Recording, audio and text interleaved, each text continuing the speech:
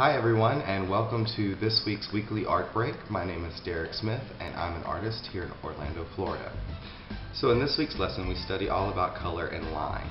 We went back and looked at the 20th century modern artist and architect Hundertwasser, and he's an Austrian artist who's well known for his bright colors, his use of unconventional shapes, and very natural lines. I think it's been his life's work to pretty much stay away from any harsh lines. So in this project, no rulers, lots of bright colors. They're very contrasting.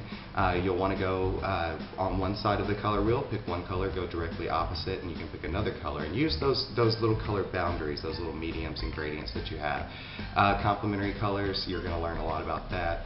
And just have a lot of fun with it. Use a lot of organic shapes, and you'll see he does a lot of representation between buildings and nature.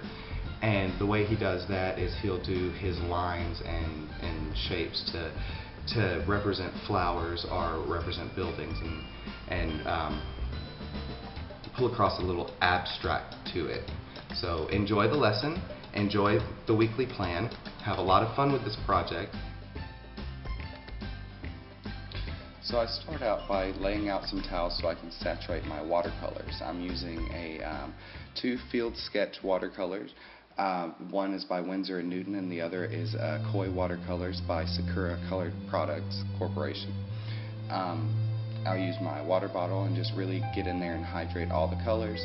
And these little field sketch guides, I love them because one, you can travel everywhere with them. You can just put them in your bag or whatnot. But they do tend to leak when you put the water in there, so make sure you have something under there to kind of catch all that. This is a 140-pound cold press paper, watercolor paper, and that was artist tape. It has a little bit more adhesion and it peels off the paper a little bit better, leaving you with none of the little straggles.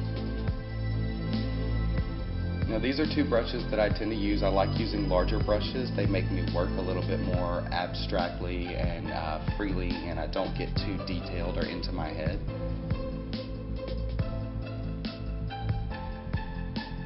Here I am laying out all the colors and just trying not to think about it too hard. I know I want big organic shapes for the background color.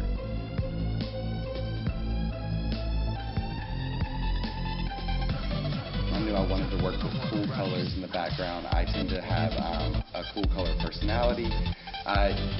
They just really... Now this is a different paper. This is a Bristol paper. It's known for being super smooth. It's not watercolor, so it does buckle a lot, but I didn't mind it because I'm cutting out all these shapes. And when across the color wheel, I didn't want to work in... I wanted to work in very warm colors for the highlights, and so I did layers of yellows and lime greens and things like that. But I did go back in and add lots of punches of depth. You'll see the darker greens in there.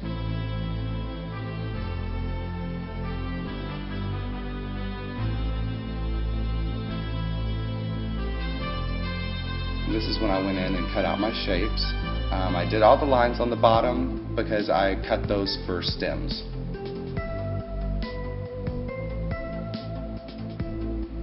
These are my flowers.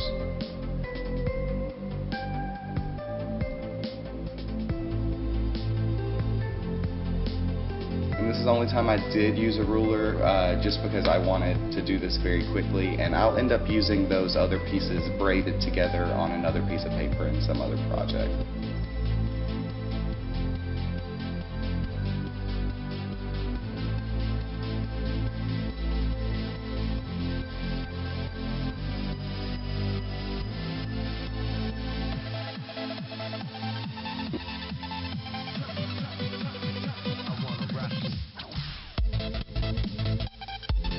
I go back in with my micron pens. I buy the variety pack. They tend to do really well for me. I like the variety of sizes that come in with that, and then I just replace each pen individually as it goes out. Go in and do all my detail. Just basic lines, like I said, keeping it very organic, keeping it simple.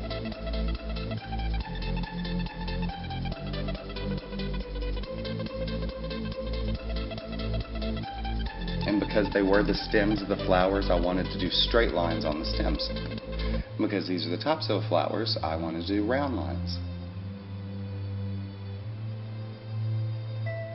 Make sure not to think too hard about these projects. Let them come and just work as, do things as you go along. Try not to get too in your head about it, because that's defeating the purpose. This is to spark creativity. Here's where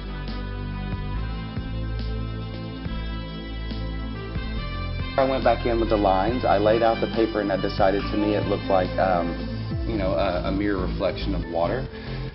So I used the cityscapes. I go back in with the different micron pen sizes. I decided that those lines weren't thick enough. I couldn't get thick enough, but I didn't want to go in with a Sharpie or anything like that. So I ended up using India ink and a liner brush to just thicken some of the lines and make that drop off pretty natural.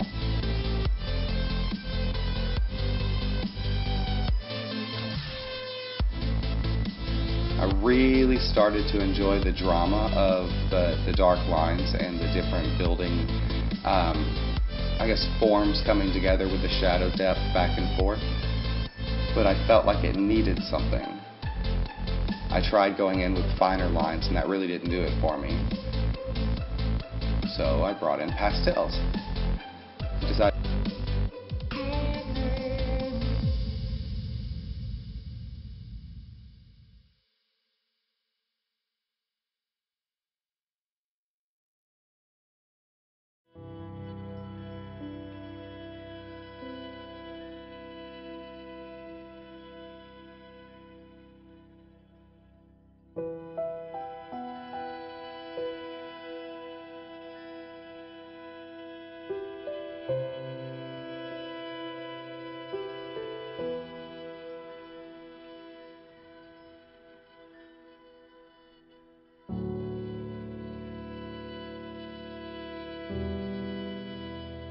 I thought it'd be a neat thing to do some contrasting bright colors maybe in the background too, maybe with some window lights. I'm using chalk pastel, not an oil pastel. The downside of using chalk pastel is that it does tend to fall off the paper. You can seal it, but when you seal it and put an adhesive over it, or put the acrylic over it, it tends to dull the color a little. So it's always something you want to think about when you're going to get it matted or framed.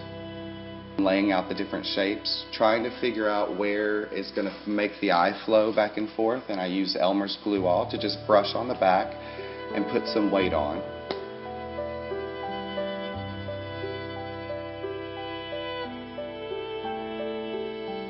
Really started to like the way the contrast came out. It was dark enough, but it was bright enough, and I really got inspired by this piece. I enjoyed it a lot. So I use the books, and I'll put weight on it so it doesn't buckle and it'll lay flat. Leave that for about an hour so you're able to take the books off and it's fine.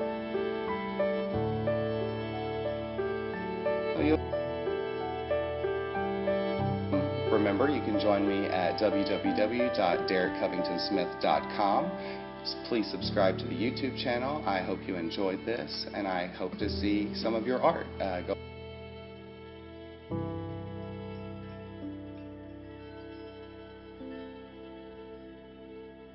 Find me on Facebook at Derek Smith or at Studio D.